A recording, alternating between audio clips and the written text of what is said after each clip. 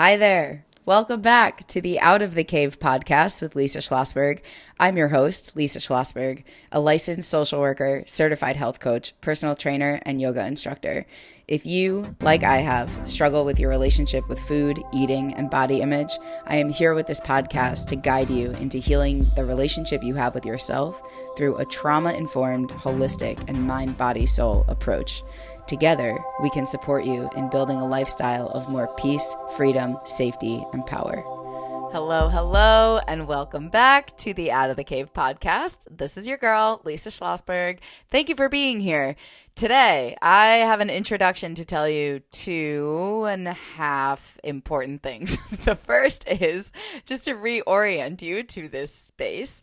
This podcast episode is going to be part 2 to the one that you listened to a couple weeks ago if you're listening in real time. So just so you know where things are going, it will pick up on that conversation and it will wrap up, and then I will keep you posted on what's next in the next episode. So that's the introduction, so you know what you have in store. The other thing that I want to share about that, my half announcement, is that there's an exciting announcement at the end of this podcast episode, especially if we have never worked together before and you've been maybe interested. Stick around for the end of this episode so you can get the news. And actually, this is the first place that this announcement is shared at all. So that's my 1.5 announcements. And then the other thing I want to put on your radar, if again you're listening in real time, is that I'm going to be hosting a virtual mini retreat on Wednesday, December 10th. It will be at 6 p.m. and it will be 2 hours long. And the title of it is Befriending Your Body. So the idea, the inspiration behind this is ultimately that I keep seeing the same stuff get in the way for my clients over and over and over again. And what I'm realizing is that we are not paying enough attention to correcting belief systems. So the belief system that you have really about anything will lay the foundation for your thoughts and your feelings, and especially around food and eating, your behaviors. So this mini retreat experience is really designed to get to that root level so we can get clear on your relationship with your body, how it works, how it doesn't work, so that you feel like you are equipped with the education and the skills and the tools that you need to show up in a way that will facilitate more harmony, balance, peace, freedom, cooperation between you and your body. So I'm very excited about this for a few reasons, one of which being I've never taught this before, but I've been working on it now for weeks, and I'm just really excited. There's a lot of energy around it for me. It feels very important and very powerful. So if you are in a place where your body feels like a threat or an enemy or anything but a friend, if you don't feel safe with your body, if you don't feel like you're on the same team as your body, if you still think that your body is working against you or weighing you down or holding you back, anything like that, please consider joining me for this, because I really do think if we can get this foundational level and layer of the work stabilized, now you can build upon it. So anyway, I'm super psyched about that. I hope I see you live. The tickets are only $10, and there will be a replay if you can't make it live. So sign up if you want all of the, the slides and the activities and stuff that we'll be doing. And the reason that this is not just another workshop, this is a mini retreat, is because that's the intention, is I'm not just teaching you stuff. I really want to carve out a time and space where you feel safe to move through it in real time with me, with support, and there will be time to answer your questions. So if you want more information on that, check out the show notes, check out my Instagram. The link is in my bio there. And if you have any questions or you need anything else from me around that, please do not hesitate to email me, lisaschlossberg@gmail.com. All right, those are my 2.5 announcements. I hope you enjoy this episode, and I love you so much. Have the best day of your whole life. And so instead of just saying things are phenomenal and things are so great and there's so many synchronicities and coincidences and things are, falling into place left and right, and so like all of that's happening. But I do think that a lot of this experience really boils down to my very consistent, non-negotiable, unfuckwithable meditation practice right now. And the reason that I say that is a couple things. One is I'm like looking at the notes I wrote to record this. And one of the things I wrote down is your higher self doesn't care what people think of you. And this is really important because one of the things I've noticed in this experience, definitely with intentional weight loss, both times, is I think the number one distraction that we have from ourselves is other people. We're so distracted from ourselves because we're focused on other people. What are other people doing? What do other people think of me? What are other people going to say? What are other people? And if you're not mindful of that, you could go your whole life just being distracted by other people. I think a lot of people are. But the interesting thing is your higher self, so your spiritual self, doesn't care at all about what other people think of you. Your higher self has it doesn't matter at all. They don't know, they don't care, or at least, I can't speak for your higher self. I'll speak for my higher self, but I know that is true for yours too, because that's not a thing that exists in that, on that level of consciousness and that energy. It doesn't matter. And so, but the reason I'm saying that is because why do I feel so good? Why do I feel so good? Where is all this energy coming from? Where is it all coming from? Well, when I connect so regularly, daily, consistently, and with so much commitment to that version of me, that higher self version of me, I get to carry that with me throughout the day. So that, other people don't like it? Okay, who gives a shit? Other people don't agree? All right, doesn't matter. Other people don't see it the same way? Okay, so what? So it rolls off. Who cares? And I think about like another thing that John Gabriel used to say, where he would talk about like his belief system. And he would say, sometimes people would say, well, what if other people don't believe in that? Or what if other people don't agree? And he would just be like, then they don't agree. This is what I believe. This is what works for me. Why do I need anyone else to believe it? And it's like, if you hang out doing things like meditation, if you do things that connect you to your spiritual center or your spirit, it's like you have that superpower moving through the world with you, where it's like, nah, who really cares? And that's very important. If you have tremendous fears about losing weight because of how other people respond, if you have food issues because of other people, other people are embedded in we're living in a social context again. But so we're spiritual beings living in a social context. And if you can connect that spiritual part of you, that social context is not so threatening. And then the other thing I'm going to say about meditation, but it could be said for a bunch of things, is I also started noticing just naturally, I'm meditating, I'm walking, I'm spending time outside, I'm breathing, I'm sweating in the sauna, I'm doing all these things that feel, really good and self-care and all that. And naturally, organically, I started having the experience of like, I look at my phone and I open up an app on social media, and I immediately, like, my body rejects it. My body is like rejecting it. Like, I just naturally am finding I don't want to spend time on Instagram. I don't want to scroll through this and that. I don't want to, and it's not because, again, I can't or I shouldn't, or I'm like fighting myself to put it down. It's because I'm just listening to my body that is like, no, it's a no. I do not want this. This doesn't feel good. I can sense so clearly and immediately the energetic reaction that I have to it, and what it does to my stress levels and my physiology. And I'm not interested. And so that's been really, really cool and interesting It's also part of the reason I haven't shared very much about all of this is because I'm not, I don't really feel all that interested in sharing it or documenting it, or I'm just interested in experiencing it. And that's what feels really good.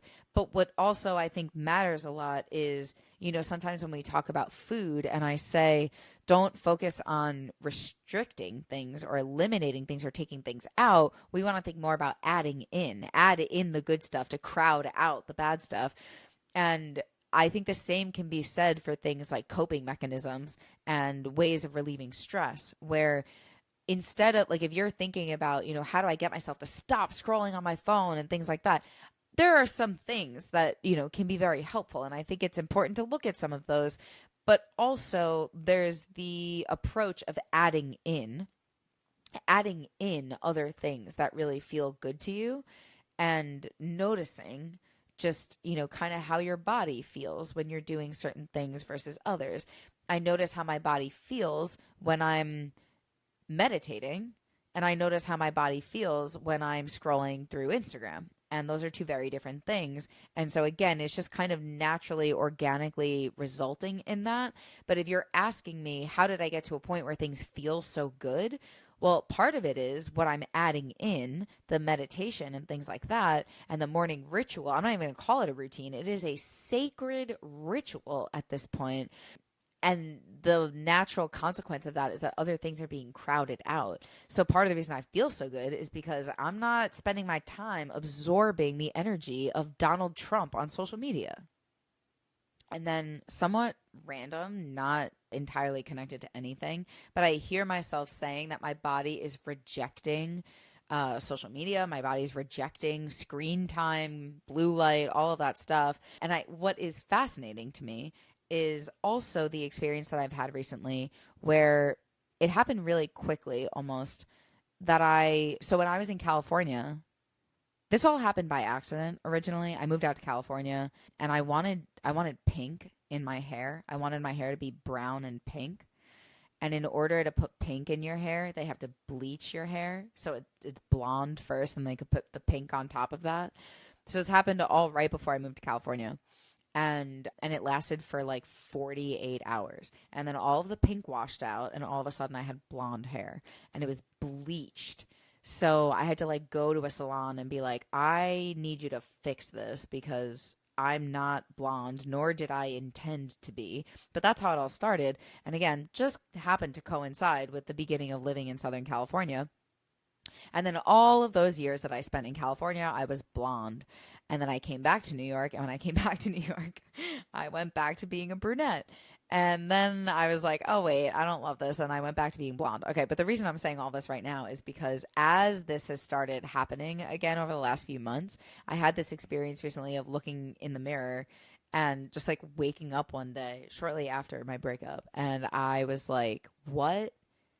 Why am I blonde? This is no, this is not it. This isn't me. This isn't me. This isn't who I am. This is not my most authentic self. This isn't mine. Whose hair is this? And I remember texting my like hair lady, and I went there at 8 a.m. the next morning, and I dyed my hair back to brown, and it just feels again right. And most recently, this happened like last week. I had this same experience with my nails. I had fake nails for the last I don't know how many years. And just the other day, I felt the only way I can express it is my body was rejecting them. It was like, get these off. These aren't yours. These aren't real. These are not authentic. These are straight up artificial. Get them off. So I went to the nail salon last week and I said, I need you to take these nails off and just give me like a regular manicure. And now I'm sitting here with my real actual nails for the first time in years. And so it's like, when I say we're spiritual beings, like, I don't know where this is coming from. It's not a thought. It's not necessarily like an emotion. It's my soul is speaking and is like, this is what is aligned. This is what is true. This is what is real, and take it or leave it. But the same thing is happening in my relationships. The same thing is happening in my business. The same thing is happening in my living situation. There's so many things where it's like, the clarity and the guidance is just being provided to me because I feel as though I'm showing up to receive it. Okay. So having said all of that, there are some questions. There are some other questions. So I think I answered the question, how did I do it? Did it just start one day, right? No. But another question is, what if we don't have all this time and space? And what if we have kids and we have jobs? What if I have to be at work at 9 a.m. and I can't be doing all this? I'm going to be really honest with you about my response to this because I have a few of them. Duh.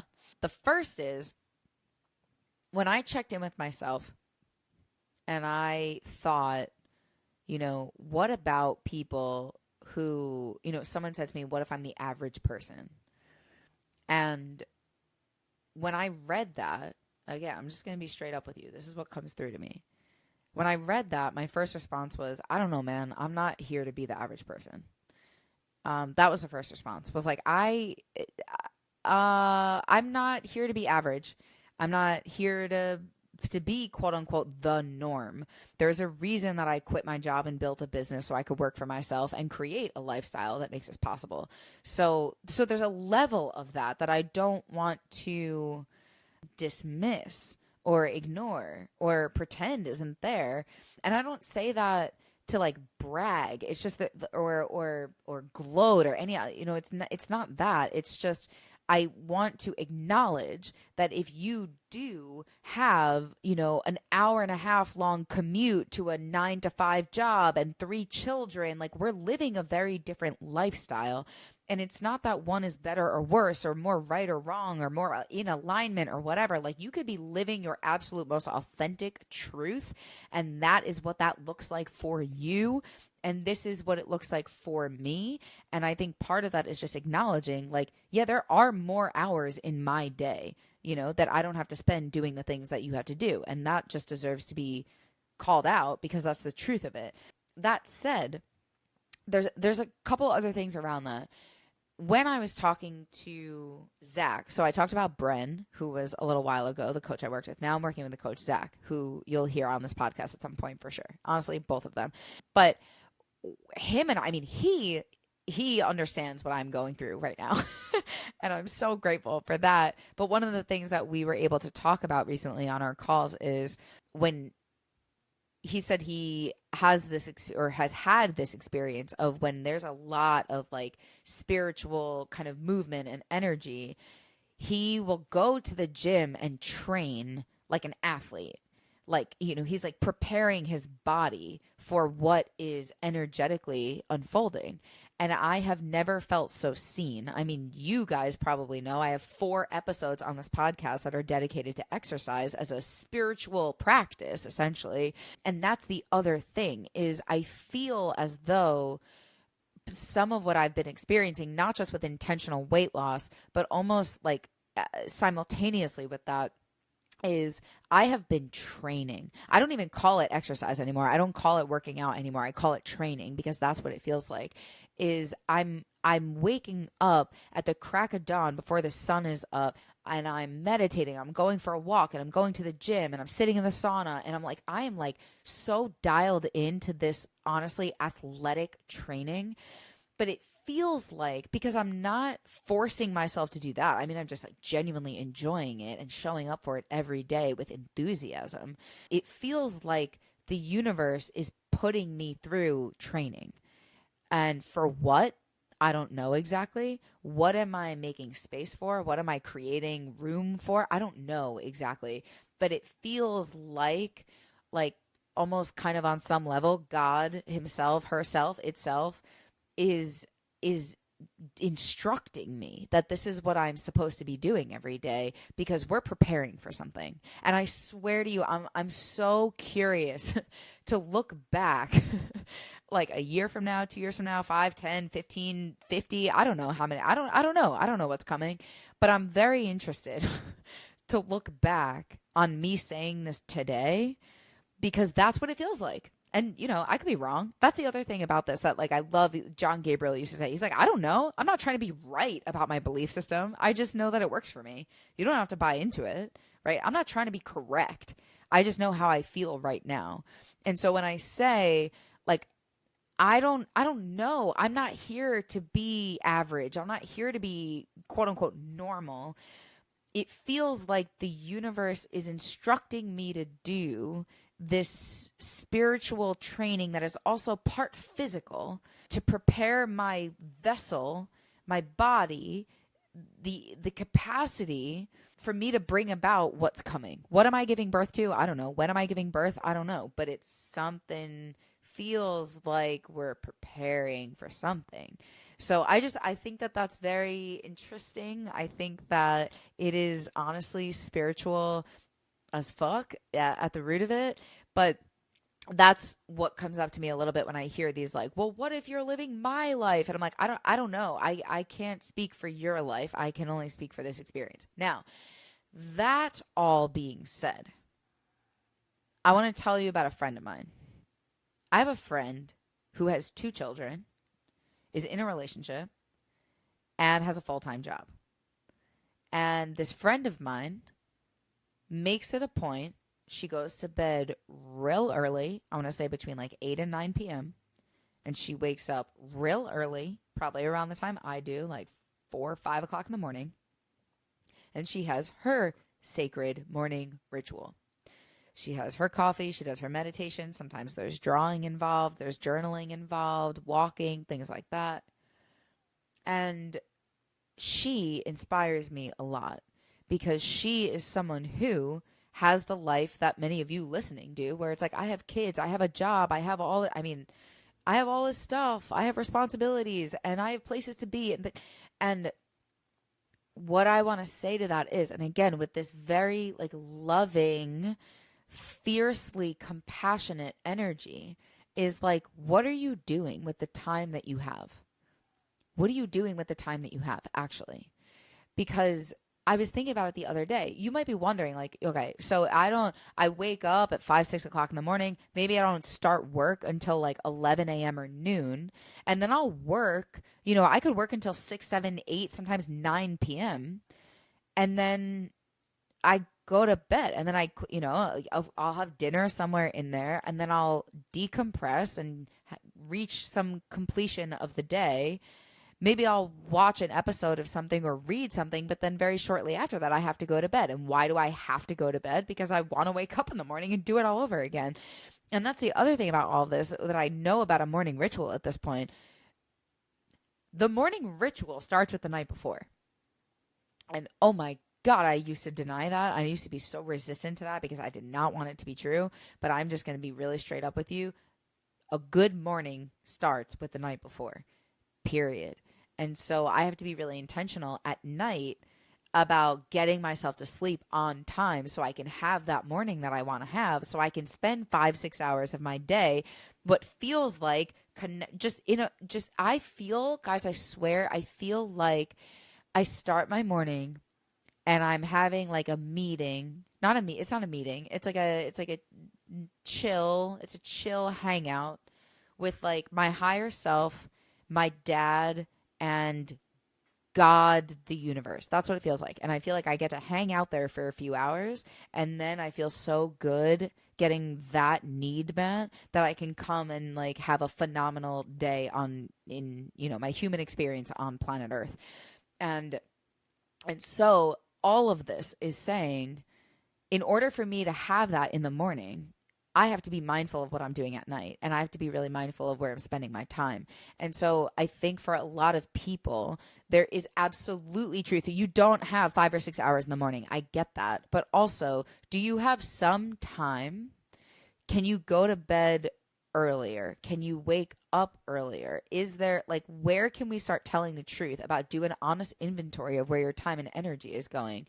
Because a lot of it becomes, I have kids. What am I supposed to do? Okay, what time do your kids go to bed? Like, if I'm talking to someone whose kids are asleep by 8 p.m., 9 p.m., and what you're doing is scrolling or watching Netflix for the next 4 hours, it's not that you don't have time. And it's not that you have responsibilities. You don't. Everyone's asleep. But we have to be really mindful about how you're using your time, your limited time every single day. And so it's this balance, right, of like, you can say you have things to do and you have kids and this and that, but I also can show you someone who goes to bed exactly when her kids are tucked in and then wakes up before her kids because it's the only time she can do some of this stuff. And it doesn't need to be hours and hours and hours. meditate for 5 minutes, journal for 5 minutes. I mean, literally take baby steps and practice the discipline of doing less. Get started somewhere, because the point is, whether you have kids and a job and all this stuff you got to do, you're still a spiritual being. You're no less of a spiritual being because you have responsibilities. And by the way, I have responsibilities too. I own a business. It's not that I'm not working. I'm doing a lot of work. I'm actually doing way more work. And I'm in a doctorate program. There's a lot of work going on, but I'm being very intentional about every second, every minute, every day. And I'm spending it in a way, not just that I'm proud of, but in a way that really makes me feel good. And so that is how I want to answer that, is like, if you have all this stuff to do, you do what you can. You don't be a perfectionist about it. You start where you are. You take baby steps. And then, honestly, you have to tell the truth to yourself about the truth of your life and what you're choosing. So that's, again, the integration of masculine, feminine, right? We need we want structure with flexibility. We want boundaries with spontaneity. Like, we want that balance of it. And the last thing I'll say to kind of answer that is, I saw this quote years ago, and I thought it was so cliche and so just like oversimplified, but I'm going to say it to you anyway. This quote was, like, if you want more hours in the day, create them. And at first, when I first read that, I was like, what privileged asshole said that? Like, you want more hours in the day, create them. Like, okay, that's kind of like when people say, like, Oprah Winfrey also has 24 hours in her day, nothing's stopping her. And it's like, okay, well, we need to have a conversation about privilege. We need to have a conversation about the fact that, well, in some ways, Oprah does have more hours in her day because she doesn't have to cook her own meals and she doesn't have to do her own shopping, and she doesn't, like, it's not all the same. And I'm not ever going to imply that it is, right? You have more things. If you have other children that you're responsible for that I am not, okay? I acknowledge that.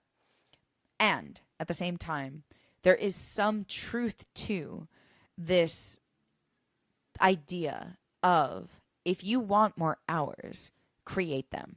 If you want more hours to meditate, journal, exercise, how many hours are you spending scrolling on your phone? How many hours of Netflix are you watching? These are like very cliche, kind of like masculine messages.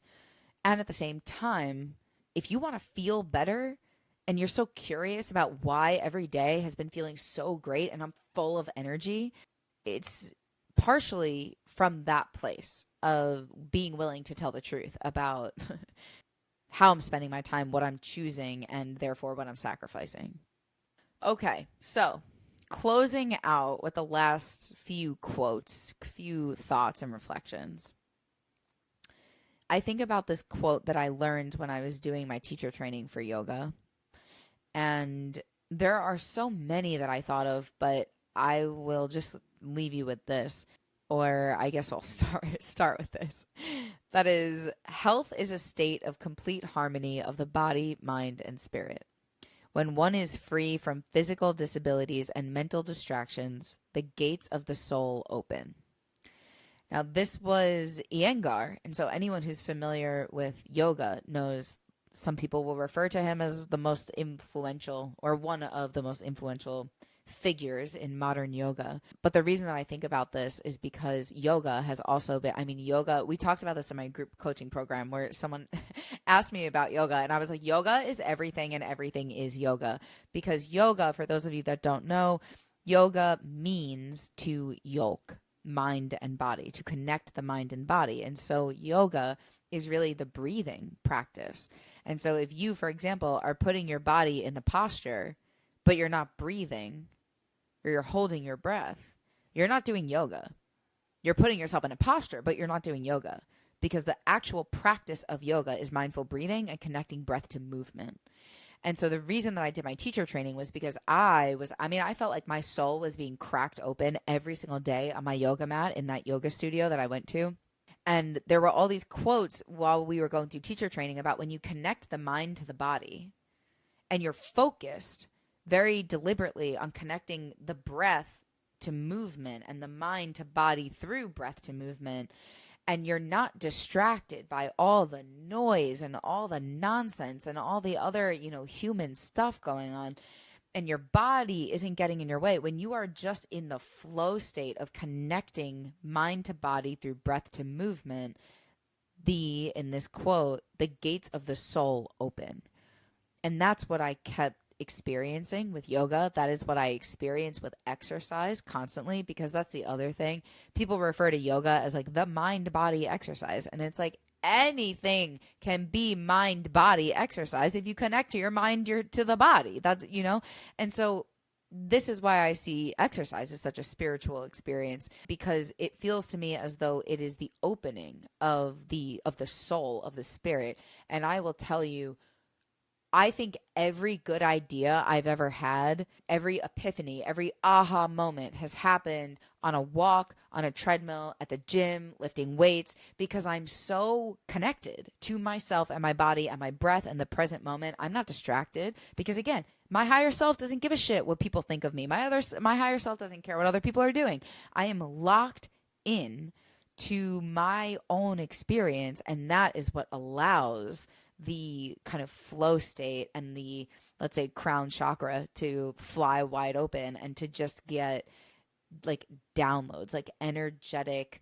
messages of guidance and direction and clarity and all the things that we seek from people outside of ourselves. We don't need to seek it from people outside of ourselves. We need to turn it, we need to quiet down and go inside and seek it from ourselves. And that can happen very often with movement, intentional, mindful, safe movement. Anyway, okay, without making this a whole other episode about exercise, the reason that I'm saying that is because what has been happening a lot lately, and I know that I'm not alone in this. I know a lot of other people have experienced this because I do this work for a living. I've had this conversation many times.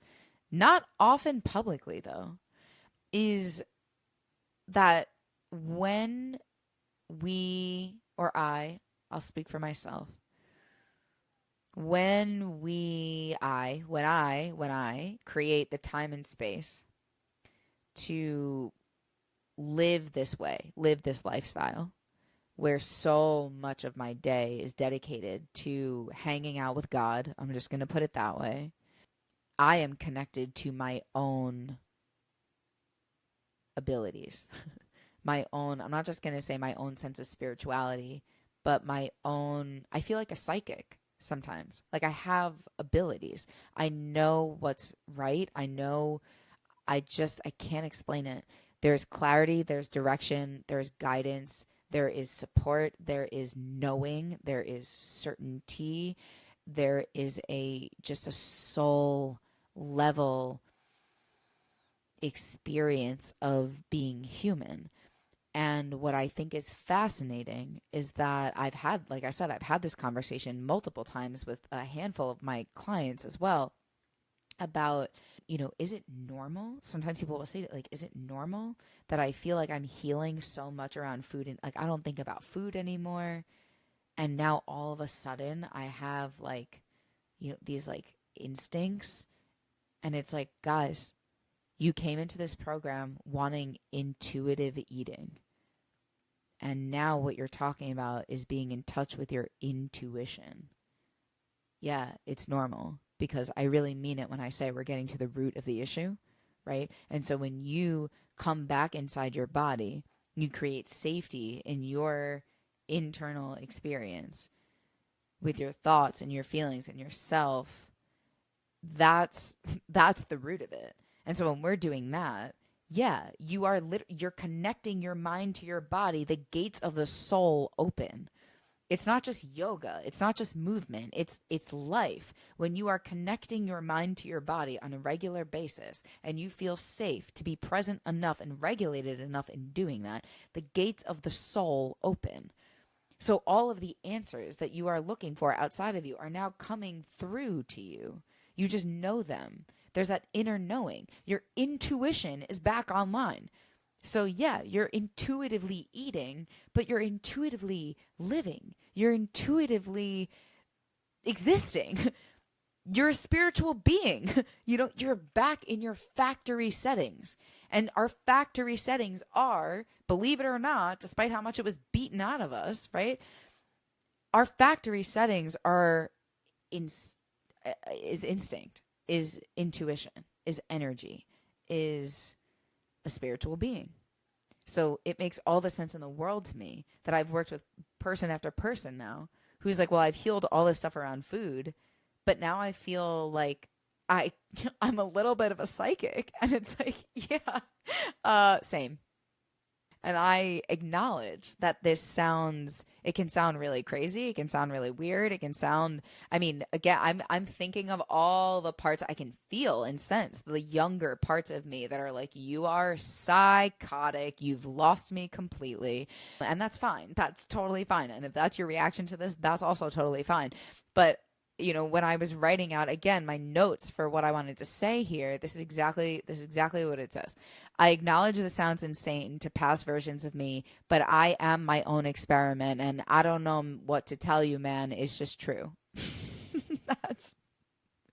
That's where I'm at. That is where I'm at. And that's why, again, on Instagram, I show up and I'm like, guys, I don't know. We're just spiritual beings. Like, we're just spiritual beings because that's what it is, right? Like, you are a soul living in a body. It's not that you are a body and you have a soul.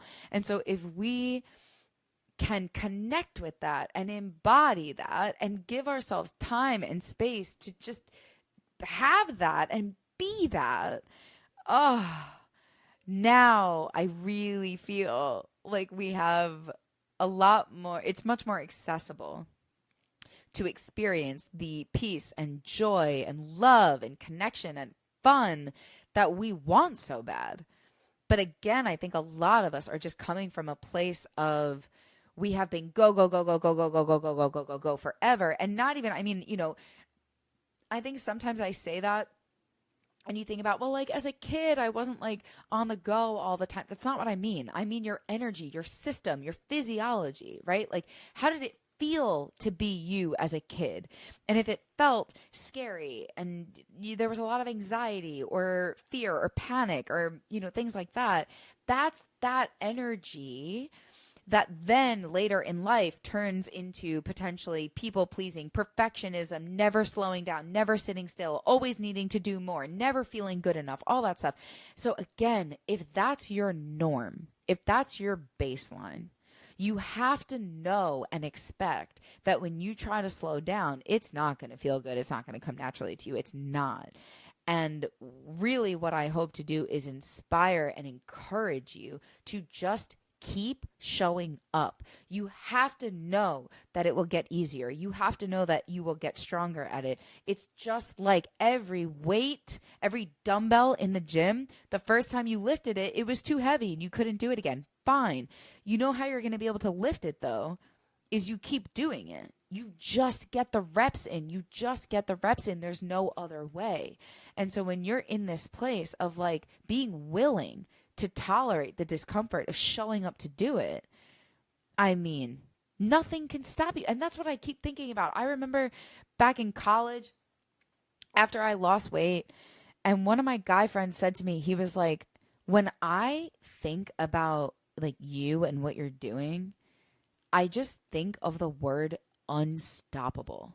Like, you don't let anything stop you. And at the time, looking back, there were definitely some disordered habits in there. And it was not the healthiest approach to weight loss. And I'll be the first to say that. But he was right. He was right. Because the same way that I showed up for my weight loss and was unstoppable and literally did not let anything get in my way, it was that same tenacity that was applied to my meditation practice. No, I don't feel like doing this. No, I don't like doing this, but I'm not letting anything stop me from doing this for myself, period. My own well-being is at stake. My own health, my own weight, my own mental health, for me, nothing is stopping me from taking care of me. And that, again, it's the relationship I have with myself, but it's spiritual. And that kind of thing is what allows me now every day.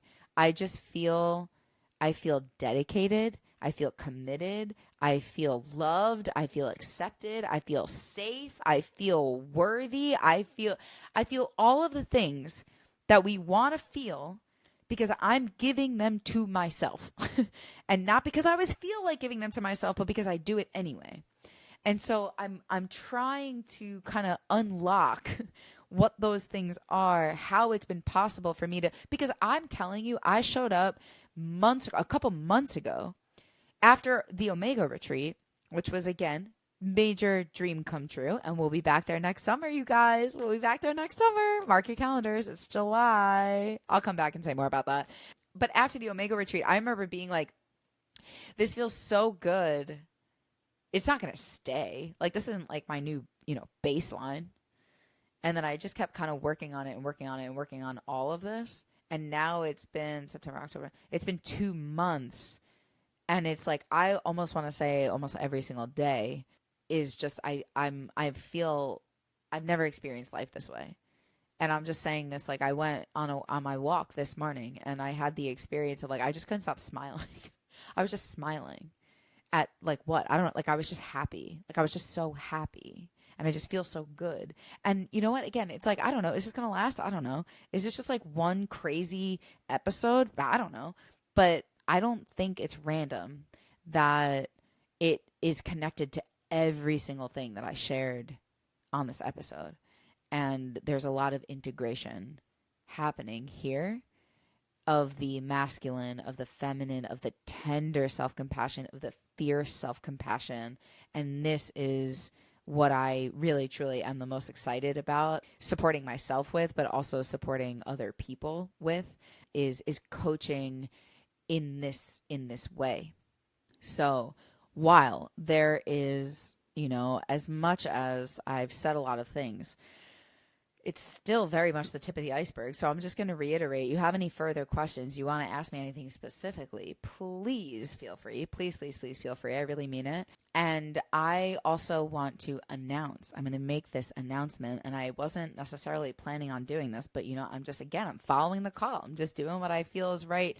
And that is, I'm going to share with you that I'm officially, I talked about earlier in this episode, releasing and saying goodbye to the group coaching program that I've been doing for the last few years. And one of the things I do know that we are making space for is, drumroll please, one-on-one clients again. It has been years since I've been able to really deeply support people one-on-one. And that is where the shift in the Out of the Cave business model is going in the beginning of 2026. So I am just going to share that here now. Anyone listening to the podcast will be the first to know about that. But that is where things are going because, as probably you can tell related to all of this, I think the last few years, the intention has been to go in some business we talk about, like in going wide and trying to reach more people. And that's what the group program was really great for, among many other things. But now I'm shifting into a season of really desiring going deep instead of wide, going deep with fewer people than going wide with more people, because this is deep, and I think for the last few years, consciously or not, intentionally or not, there have been parts of me that have shied away from the truth of it. That is, this is a spiritual journey. This is a spiritual approach to healing your relationship with food. It is, right? It's not just mental and emotional. This is a spiritual approach. This is getting you back inside your body and the relationship you have with yourself. And so if this resonates with you, this is the kind of work it is, And so anyway, so I'm sharing that loud and proud and live, and I'm really excited about it. I've been like waiting for this, especially after my first year of school is wrapping up. I just can't wait to be more in that role of supporting people as a clinician individually. So I'm going to leave us with that announcement. If you are interested in learning more about that, or you want some of this one-on-one, you can follow the notes in the show notes and the links and everything that we'll have provided for you there. You can always feel free to email me. Feel free to DM me anything. I really, really hope that you enjoyed this and got something out of it. And as always, again, any questions, reflections, thoughts, feelings, feedback, let me know. Please rate and review this pod. And I think that's all I have to say for you for today. I don't know. I feel like there was something else, but no, that's it. Thank you. Thank you. Thank you. Thank you. Thank you for listening. Thank you for being here. I love you so much. And I will see you next time.